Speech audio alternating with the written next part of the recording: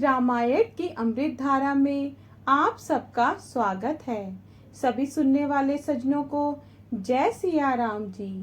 रामायण के पिछले भाग में आपने वहां तक सुना था जब अपने ही अनुचित बर्ताव के डर से खोटे राजा डर गए और वह जहां तहां भाग गए।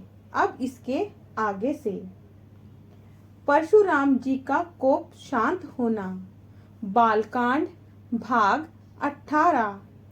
सियापति रामचंद्र जी की जय, पवन सुत हनुमान जी की जय, उमापति महादेव जी की जय। जय जय सीताराम जी। दोहा। देवन दीनी दुमदुबी, प्रभु पर बरसहि फूले, हर से पुर नर नारी सब, मिटी मोह मैसूल सियापति रामचंद्र जी की जय। मिटी मोह मैसूल सियापति रामचंद्र जी की जय। देवताओं ने नगाड़े बजाए और प्रभु पर फूल बरसाए। नगर के स्त्री पुरुष प्रसन्न हुए और मोह भय तथा दुख दूर हो गए। बड़े आनंद के बाजे बजने लगे। जनक जी ने विश्वामित्र जी को प्रणाम किया और कहा, हे प्रभु, आपकी दया से राम जी ने धनुष तोड़ा है। मुझे दोनों भाइयों ने कृतार्थ कर दिया। हे स्वामी, अब जो उचित हो सो कहिए।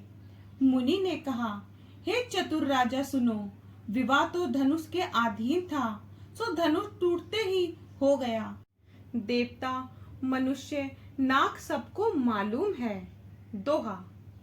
तदपि जाए तुम करहु अब, जथा वंश व्यवहारु, बूझे विप्र कुल वृद्ध गुर, वेद विदित आचारु सियापति रामचंद्र जी की जय।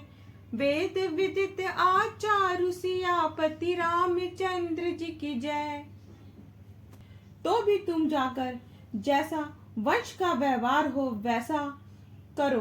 ब्राह्मण कुल के वृद्ध हो तथा गुरु से पूछकर वेदों में वर्णित आचार के अनुसार करो। जाकर अयोध्या को दूत भेजो।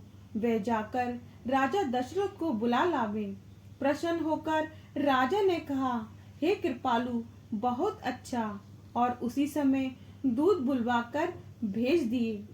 फिर सब महाजन बुलाए। सबने आकर आदर के साथ सिर निवाए। उनको आज्ञा दी कि बाजार, रास्ते, घर, देवालय और सारे नगरों को चारों ओर से सजाओ।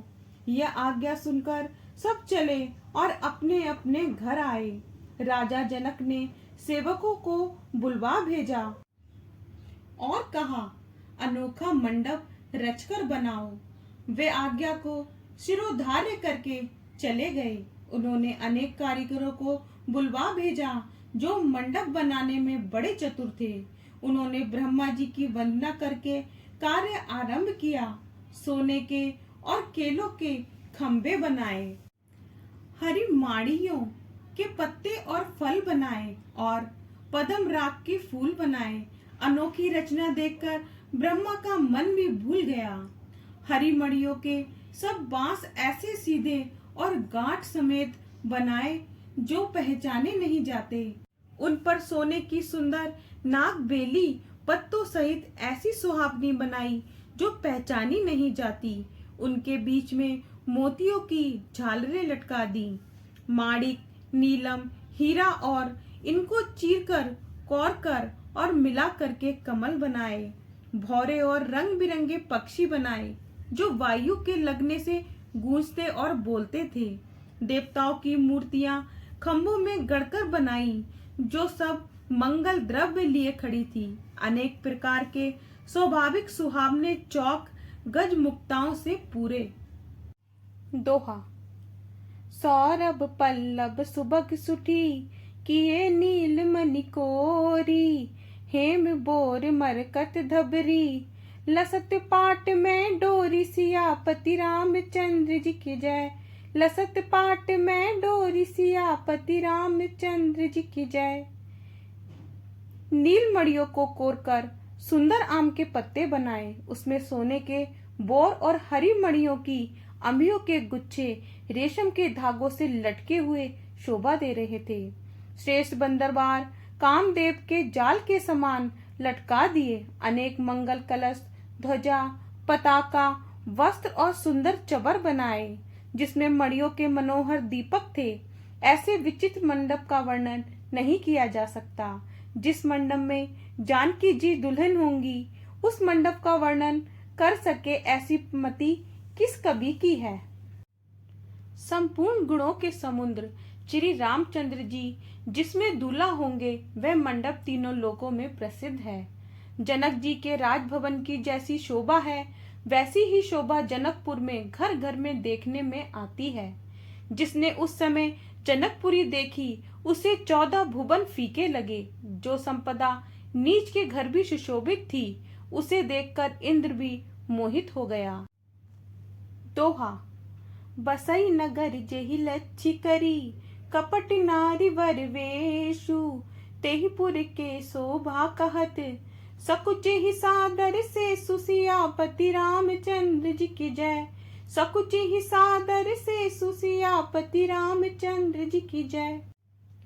जिस नगर में लक्ष्मी जी स्त्री का वेश बनाए बसती हैं, उसकी शोभा को कहने में सरस्वती जी और शेष जी भी सकुचाते हैं। जनकपुर के दूत रामचंद्र जी की पवित्र पुरी अयोध्या में पहुंचे। सुहावने नगर को देखकर वे प्रसन्न हुए। उन्होंने राजद्वार पर खबर दी। सुनते ही राजा दशरथ जी ने उन्हें बुला लिया। प्रणाम करके उन्होंने चिट्ठी दी। प्रसन्न होकर राजा ने आप ही उठकर ली। चिट्ठी बाजते ही नेत्रों में जल भर आया, शरीर पुलकायमान हो गया और छाती भर। राम लक्ष्मण हृदय में और श्रेष्ठ पत्रिका हाथ में लिए रह गए। बुरी भली कुछ कहते न बनी। फिर धीरज धरकर चिट्ठी वाची। तब सभा सच्ची बात सुनकर प्रसन्न हुई। भरत जी छोटे भाई शत्रुघ्न सहित जहाँ खेलते थे, वहीं समाचार पाकर आए। बड़े स्नेह से सकुचाकर पूछने लगे, हे पिताजी, चिट्ठी कहाँ से आई है? हमारे प्राण प्यारे दोनों भाई कहिए किस देश में हैं? ये स्नेह भरे वचन सुनकर राजा ने वह चिट्ठी फिर बाजकर सुनाई। चिट्ठी सुनकर दोनों भाई पुलकित हो गए और अधिक स्नेह से फूले न समाये। भरत जी की पवित्र प्रीति देखकर सब सभा में विशेष सुखी हुए।